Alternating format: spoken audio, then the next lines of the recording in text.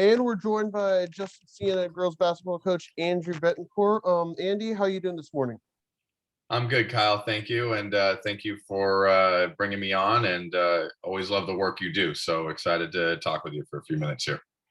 Cool. So let's get into it here. I guess it's been forever since you guys have played a basketball game, and a lot has changed since the last time you guys have played a game. So let's sort of talk about what's changed and first, and that obviously is COVID. How have you guys navigated COVID? Well, I think, first of all, we've been really lucky to be here at Justin, where we've kind of been ahead of the curve in terms of getting our athletes back and, working out, lifting. Obviously, we haven't been in the gym as much as we would have liked in the past year, but, we've been able to spend some time in the weight room, spend some time conditioning. I think a lot of it was just more for the mental health of our kids, of just continuing to have them do something. Now getting back in the gym, obviously, navigating playing with a mask on. We all got COVID tested yesterday. We're going to get COVID tested again.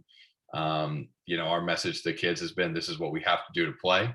So, we're going to do it, and, whatever we need to do to get on the court. So there's a lot that's different. It's going to be weird going to a game and not being in the locker room really, and having that part of the experience. But at the end of the day, we get to go play 32 minutes of basketball, and that's what's exciting.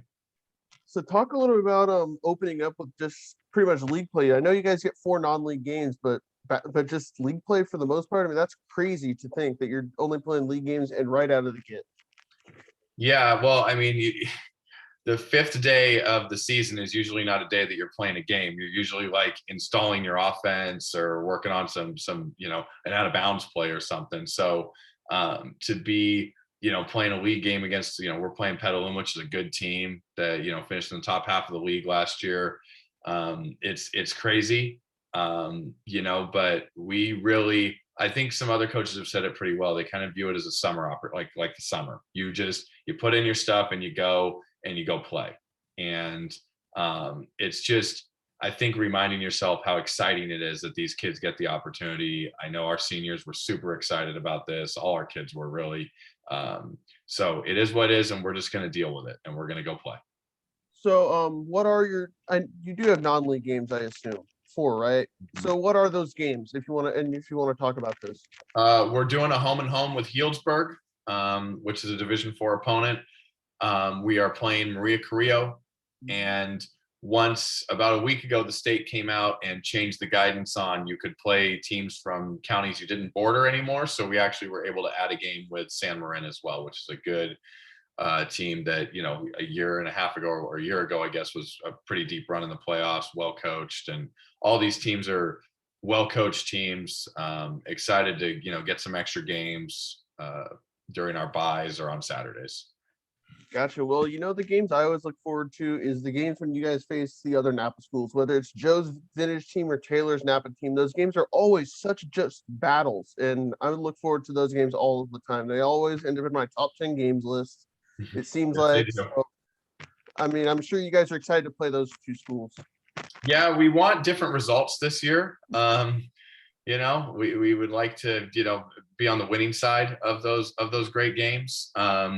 But yeah, they're always battles. Those are 2 well-run programs. Obviously Joe and I have known each other a long time, and he does such a good job over there at Vintage, getting those kids to play super hard and, changing the defense. And they've got some really good players. And then Napa, they, same thing. They've got some good players. And, Taylor's really been able to take over for Darcy and kind of continue what Darcy had, but also add her own touch to it. So, our kids, it's always fun when your kids know kids on the other team, and they can have that little rivalry with each other. And again, we just want to be on the right side of those scores. Makes sense. Speaking of your kids, obviously you return a few. You've got a good amount of return. Your main returners returning are Bella Wright and Lexi Rosenberry, correct? And then who else is returning? So our entire varsity roster played varsity last year, which I don't think has ever happened for us. So yeah, I mean, obviously Lexi's a 4-year varsity player, such a great leader. Lexi, it was interesting last year, I think, where I really realized how valuable Lexi was when she was in foul trouble against Vintage when we were here. It was so clear that we just weren't the same team with her not being able to be on the floor. Bella, obviously, our leading scorer last year, coming back and hoping for big things from her. But you go right down the list. Lily Galambos, a senior who's on her second year on varsity. Belle Wells, Samai Wilson. Those are the other seniors. Those kids are going to contribute for sure. And then you look at Alyssa Curtola, who, this will be her third year on varsity. She'll be playing a guard spot for us. Cassie Richardson and Charmaine Griffin, both in their second year. I think those are two kids that are going to take a big time step forward. And Mary Hune, who is a sophomore who played varsity last year as a freshman, kind of took off during the season, went from a kid playing about 10 minutes to a kid playing about 24 minutes. So, and I'm trying to make sure I'm going through the Rolodex in my head, making sure I didn't miss somebody here. But, we're just so excited to have all those kids back. Gotcha. So, how big is it going to be to have all those kids back, since they already know like your plays, what defense, like all this stuff? Is that going to be a big advantage to you, think? Yeah, I hope. I hope it's an advantage for us. But I think what we're seeing right now is that these kids haven't played basketball for a while, like 5-on-5 basketball. I think that's where we're trying to figure things out. The skill work, obviously, they've been doing and been doing a great job of it. But yeah, I mean, also just you already have these relationships established with these kids. They are a tight group, so they enjoy each other. They work hard together. So there's definitely some advantages to it, and we're looking forward to the season for sure. So next, I want to hit on the coaching staff. Like, I assume Haley Kerman is back, and then have you made any other coaching changes? So Haley, unfortunately, is going to be a part-time coach for us this year. Haley has, I think, 36 jobs the last time I checked, but she's doing some really cool stuff, and she's actually working with the Warriors a lot down in Oakland. So she's not able to make it as much as she would like. Still be there sometimes. We've added 2 coaches at the varsity level. The assistant coach, Megan Dominici, who, most people in this valley know, I feel like. And she's an alum of Justin, played here for Coach Bozzini back in the day. And she's been awesome. She is really leading our strength and conditioning program and also helping with just everything basketball. So she's been a great addition. And then one of my former players, who I will just flat out say is one of my favorite players I've ever coached, is Michaela Balmaceda, who played 2 years of JV and 2 years of varsity for me. She has joined us on the staff, and she's a great addition. Michaela's going to be really good, and she's probably the toughest out of all of us. And then our JV coach remains John Fall, who this will be his third year, I believe, coaching JV under me, but we've coached together. I think this is our third or fourth time being on the staff together. So John's a close friend and a great coach. So we're really fortunate to have him as well.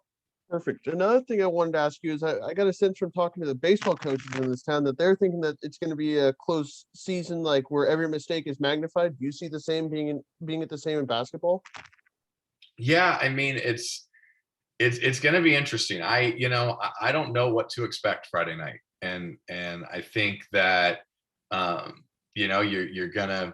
I don't know. I honestly don't know. I am trying not to predict anything these days, but I know that it's going to be interesting for sure, because you're going to get a bunch of kids that have some have played. Like, some kids have been able to go to other states and play some AAU, some haven't.